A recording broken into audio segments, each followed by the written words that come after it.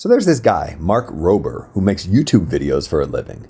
Must be nice. How are you? Good. So you have a very popular YouTube channel, for those who do not know, on which you do fun things that combine chemistry, engineering, etc. That's right.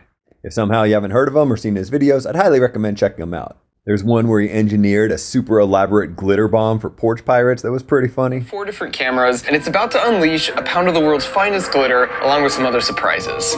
And there's the squirrel obstacle course that he built that my son really liked. But out of the gate, I will admit that in hindsight, that I completely underestimated my adversary.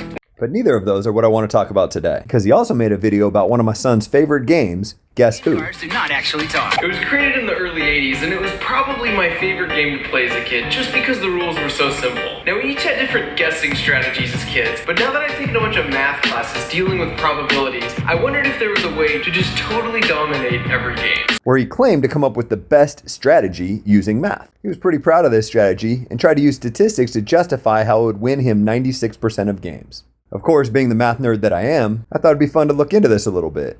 And it turns out I wasn't the only one. I was shocked at how much literature was out there on the mathematics of Guess Who. From fairly basic arguments just using probability, to some pretty dense papers getting into some pretty complicated mathematics. I learned what I could and devised a strategy to dominate Mark in this game. I made all sorts of spreadsheets to make sure my strategy was optimal. And what I came up with is a strategy where my son, the Guess Who expert in the family, can use against Mark and his so-called best strategy to beat Mark in 99.8% of their Guess Who matchups. So for the uninitiated, Guess Who is a simple children's game with 24 characters. Alex, Alfred, Anita, Ann, Bernard, Bill, Charles, Claire, David, Eric, Franz, George, Herman, Joe, Maria, Max, Paul, Peter, Philip, Richard, Robert, Sam, Susan, and Tom.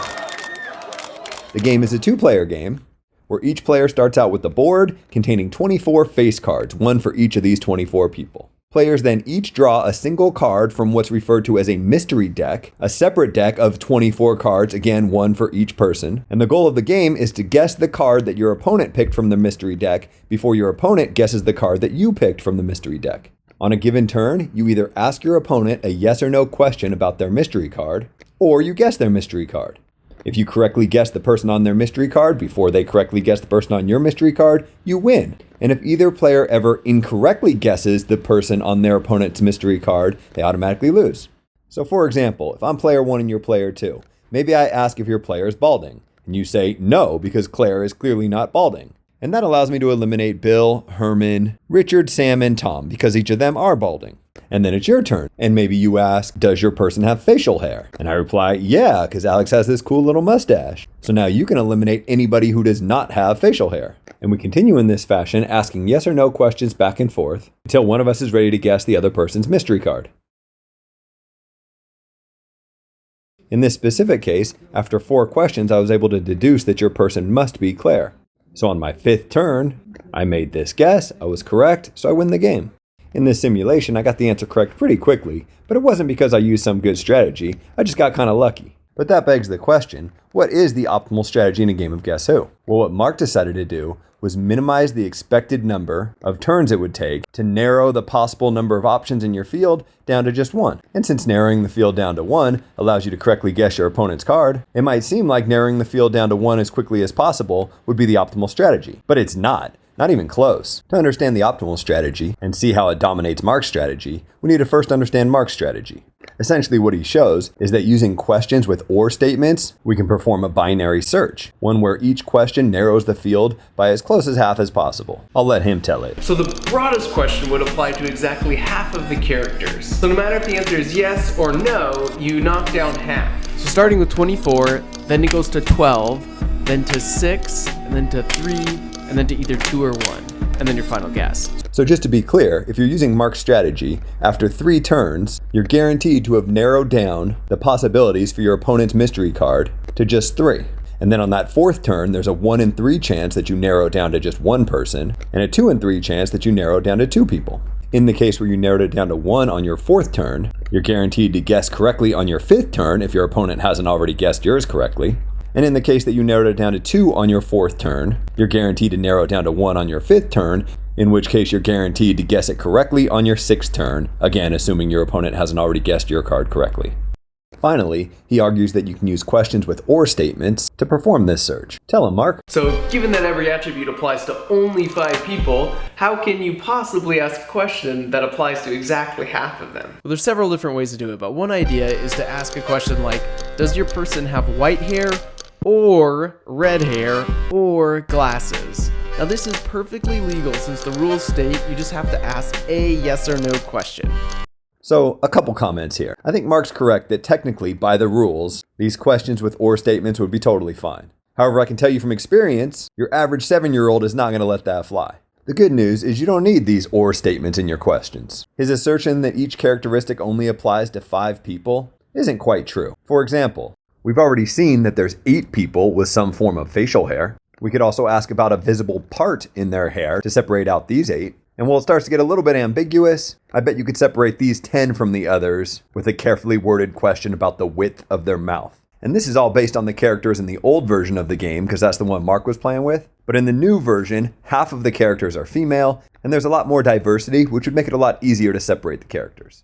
The point is just, I'm totally fine assuming that we could come up with some question to partition the remaining characters into 2 groups of whatever size we want. I mean, I guess worst case we could just ask if the character's name would come before or after a given word in the alphabet. Anyways, let's first beat Mark at his own game, which appears to be some sort of Guess Who variant, where the 2 players play independently and see how many guesses it takes to figure out the other person's mystery card. And then if one person gets there quicker, they win, otherwise they call it a tie. Come on, Mark, there's no ties in Guess Who. But whatever, you're the one with 17 million subscribers, we'll play it your way. What I'm going to do is maximize the number of times that I can get there in 5 guesses. While this increases the average number of guesses it takes me to get to your character, I'm just trying to beat you more than you beat me. So consider this. I first ask a question about an attribute that applies to exactly 8 of the characters. 8 of the 24 times I'll be lucky, and you'll say yes, and I will have narrowed down my field to just 8 characters. If I'm unlucky, which will happen 16 of the 24 times, I will have only narrowed my field to 16 characters, but that's okay. First, let's consider the case where I was lucky. After 1 turn, I've narrowed the field down to 8 characters, and from here I can use Mark's strategy of asking about a characteristic that applies to half of the remaining characters to narrow my field to 4 after 2 turns, and 2 after 3 turns, and 1 after 4 turns. What I'm saying is that if I get lucky on my first guess, I'm guaranteed to be able to guess Mark's card on my 5th turn. Right, but what if you get unlucky and there's 16 left after your first turn? Well, one option would be to apply Mark's strategy. I'd have 8 after my 2nd turn, 4 after my 3rd turn, 2 after my 4th turn, 1 after my 5th turn, and be guaranteed to be able to figure out his card on my 6th turn. But note that this would yield the same results that he got from his strategy, and my goal wasn't to come up with an equivalent strategy, my goal was to beat him, so that's not what I'm going to do. Instead, if I have 16 possibilities left after my first turn, I'm going to ask a question about an attribute that only applies to 4 of those 16. If I get lucky, which will happen in 4/16 of such games, I'll be back on track to guess his player on my 5th turn. Right, but what if you don't get lucky? Then you've already used 2 turns and you have 12 possibilities left. No big deal. What I'm going to do is I'm going to ask a question that only applies to 2 of those 12 people. That'll give me a 2 in 12 chance to get back on track to guess his character on my 5th turn. I mean, sure, but what if you're unlucky again and you've wasted 3 of your turns and you still have 10 characters left? Do I look worried? I'm not worried. What I would do next is ask a question about an attribute that only 1 person has. And if I'm lucky enough to get a yes out of my opponent, I'm back on track to win in 5 turns. If not, I'm 4 questions in with still 9 characters possible. And what I would do is I would ask another question about an attribute that only 1 character has. If I get it right, I can at least guess Mark's character in 6 turns. If I get it wrong, I'm in a bad spot, and I won't know definitively who Mark's character is by the end of my 6th turn. So I'd end up losing those games. But that's okay. I've already done enough to beat Mark more than Mark's going to beat me. Don't believe me? These 15 of the 24 possibilities have us winning on our 5th turn. And this one of the 24 possibilities has us winning on our 6th turn. Let's check back in with Mark to see where to go next. My goal is to find the true bell curve for the standard strategy and the true bell curve for my tricky strategy. Right. And then at that point, I can populate this chart and then I can add up the pink numbers. Right. Okay, so neither of our strategies should be modeled by a bell curve. His has 2 possible outcomes, either he wins on his 5th turn or his 6th turn, and those things happen with probabilities 1/3 and 2/3 respectively. Whereas mine has 3 possible outcomes, either I win on my 5th turn, my 6th turn, or I don't win in my first 6 turns. And those things happen with probabilities 15/24, 1/24, and 8/24. fractions which I didn't simplify to try to make it more apparent, respectively.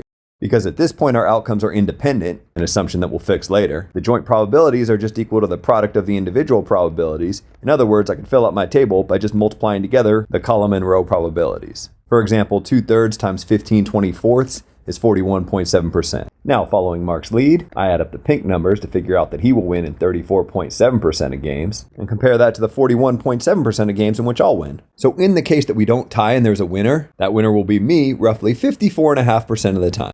Only 54.5%? Well, yeah, unless you're playing championship mode, like a real Guess Who pro. I'll let Mark tell you about that. And the key to get there is just to play first 1 to 5 wins. Guess Who actually calls this championship mode, and they even provide pegs for you to keep track of the first 1 to 5. So we can use the fact that I win a given game 54.5% of the time to figure out that I'll be the winner in championship mode roughly 61.1% of the time. To get there, all we have to do is pretend that we're playing 9 games, and then calculate the probability that I'll win exactly 5, 6, 7, 8, and 9 of those games. And then note that the sum of those probabilities would correspond with the probability that I get to 5 before Mark gets to 5. And maybe you're like, wait, 61.1%? I thought it was supposed to be 99.8%. Well, yeah, but this isn't my strategy, and this isn't Guess Who. The purpose of all of this was just to lay the groundwork so I can show you my real strategy, and to demonstrate how Mark's strategy of minimizing the expected value of the number of turns it'll take to guess my character's identity isn't optimal. So you ready for my strategy?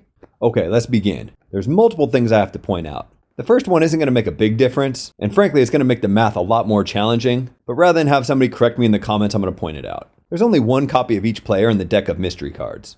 So in the simulation we ran earlier, if my son is player 1, the minute he draws Alex from the mystery deck, he knows that his opponent Mark must not have drawn Alex. So there aren't 24 possibilities for who Mark could have drawn. There's only 23. I'm going to give Mark the benefit of the doubt and assume that he knows this, and left it off as a simplifying assumption. But in the interest of accurate probabilities, I'm going to assume that Mark also starts with 23 players. This will change the possible outcomes from Mark's strategy that I listed earlier to a revised version that's slightly more complicated. After his first turn, he'll either have 12 or 11 characters left. After his second turn, he'll either have 6 or 5. After his third turn, he'll either have 3 or 2. If he's in that situation where he only has 2 left, he's guaranteed to only have 1 left after his 4th turn. But if he's in the situation where he has 3 left after 3 turns, then he'll either have 1 or 2 left after his 4th turn. In my strategy, powers of 2s will be milestones. So the first milestone happens when there's only 16 characters left. The next one when there's only 8 characters left, then 4 characters left, then 2 characters left, and finally when there's only 1 character left. And my strategy will change based upon which of these milestones Mark has achieved. So after his first turn, he either has 12 or 11 characters left. I don't care, because either way he's achieved his 16 milestone, but has yet to achieve his 8 milestone.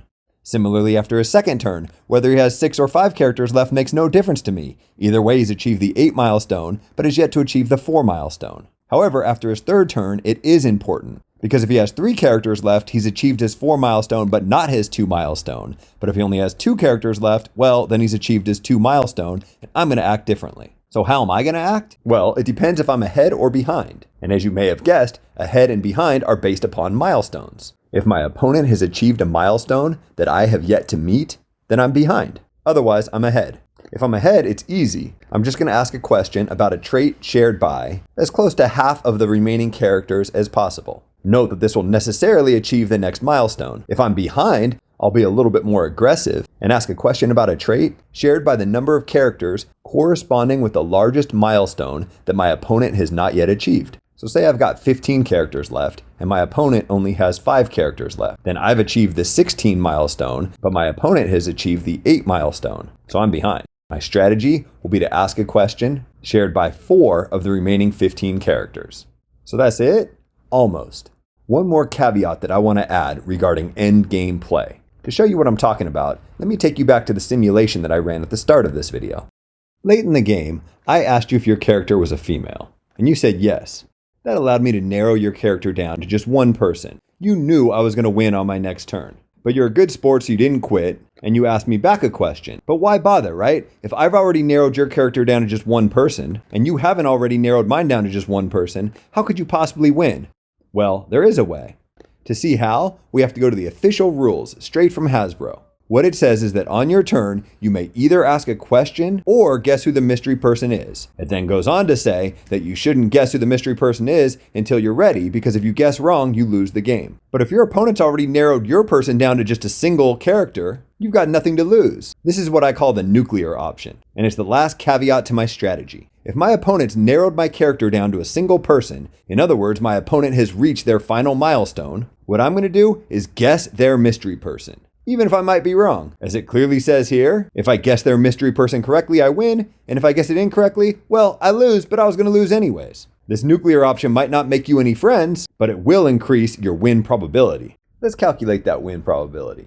In the 21 blue cases, after 3 turns, Mark has 3 characters left. A third of the time, his next question will narrow the field down to just 1 candidate, and 2/3 of the time, it'll narrow the field down to 2 candidates. So in 7 of these 21 cases, Mark will guess my character on his 5th turn, and in 14 of these 21 cases, Mark will guess my character on the 6th turn. In the 2 pink cases, Mark will have narrowed the field down to just 2 possibilities after his 3rd turn, so he'll know my character after the 4th turn and guess it on his 5th turn. But importantly, I'll know that he narrowed the field down to just 2 after his 3rd turn, so I'm going to act differently. So there's really 3 different possible outcomes. I'll call them outcomes A, B, and C. Let's first look at outcome A in the situation where Mark gets to go first.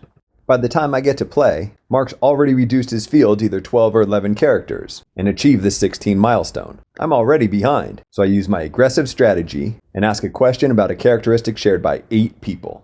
When it's time for my 2nd turn, Mark's reduced his field all the way down to either 6 or 5 characters and achieved the 8 milestone. If I'm lucky enough to have 8 characters left, I've also achieved the 8 milestone, so I'm no longer behind. So I play it safe and split my field in half. But if I was unlucky in my 1st turn and still have 15 characters remaining, I'm behind on milestones and try to get to the next milestone by asking a question about a characteristic shared by 4 of the remaining characters. Because we're in outcome A, not outcome C, when it's time for my 3rd turn, Mark has reduced his field to just 3 characters, achieving milestone 4. So if I have 4 characters remaining, I just split them in half. And if I have 11 characters remaining, I ask a question about a trait shared by just 2 characters. When my 4th turn rolls around, I get some bad news. Mark's reduced his characters from 3 left to just 1 left. He's achieved his final milestone. I know he's going to win on his next turn, so there's no point in me trying to narrow the field anymore. I'm going nuclear. If I'm in one of the 7 cases where I've narrowed the field to 2 people, I have a 1 in 2 chance of winning. So 14 out of 23 times I'll have a 1 in 2 chance of winning. 9/23 of the time I will have only narrowed the field to 9 people, so my nuclear option will only yield a 1 in 9 chance of winning. So overall, if Mark plays first, my strategy will beat outcome A 8/23 of the time. Playing against outcome B with Mark playing first is identical to outcome A until my 4th turn. Now instead of Mark having 1 character left and achieving milestone 1, he has 2 characters left and achieves milestone 2. What that means is that if I've narrowed his mystery character down to 2 people, I'm not behind in milestones. So I narrow it down to 1 and then win on my 5th turn. If I've only narrowed the field to 9 characters, I'm way behind in milestones, so I ask a question about a trait shared by only 1 of those characters. If I get lucky, I know who Mark's character is, so I win on my next turn. If I don't get lucky, on my next turn I see that he knows who my character is, so I use the nuclear option to give myself a 1 in 8 chance of winning. In 15 of the 23 cases, I win, and in 8 of the 23 cases, I have a 1 in 8 chance of winning. So if I'm using my strategy against outcome B with Mark playing first, I have a 16 in 23 chance of winning. Rather than take you through all of outcome C, I'll just highlight some differences and show you the flowchart. The big change here is that when my 3rd turn rolls around, Mark has already narrowed my field down to just 2 characters. I'm behind in milestone, so I try to narrow his field to just 1. If I do so, I win. If not, I go nuclear with either a 1 in 3 or a 1 in 10 chance of winning. So 4/23 of the time I win, 9/23 of the time I have a 1 in 3 chance of winning, and 10/23 of the time I have a 1 in 10 chance of winning.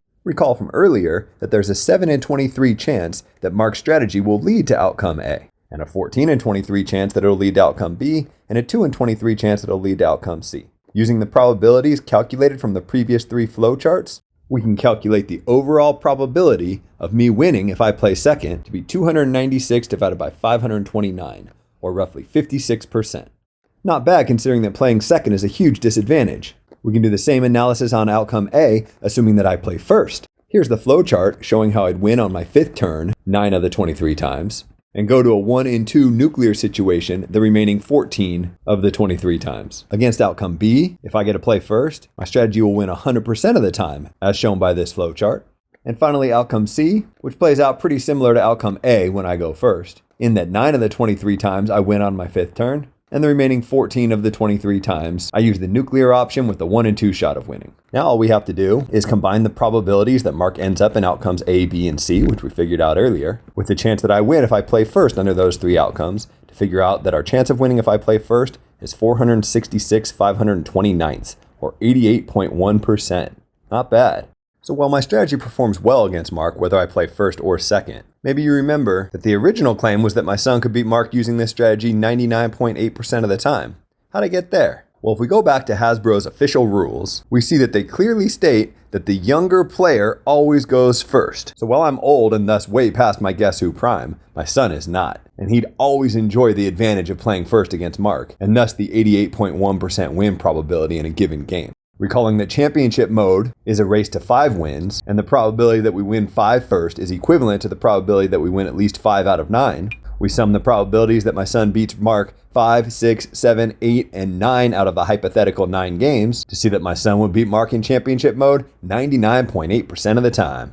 Lest that magnitude be lost on you, that's saying if they had 500 of these first to 5 matches, my son would get to 5 first 499 of those times. Statistics! For the more visual learners out there, here are 500 Guess Who boxes, each one representing a first to 5 championship match between Mark and my son, and here are the ones that Mark wins.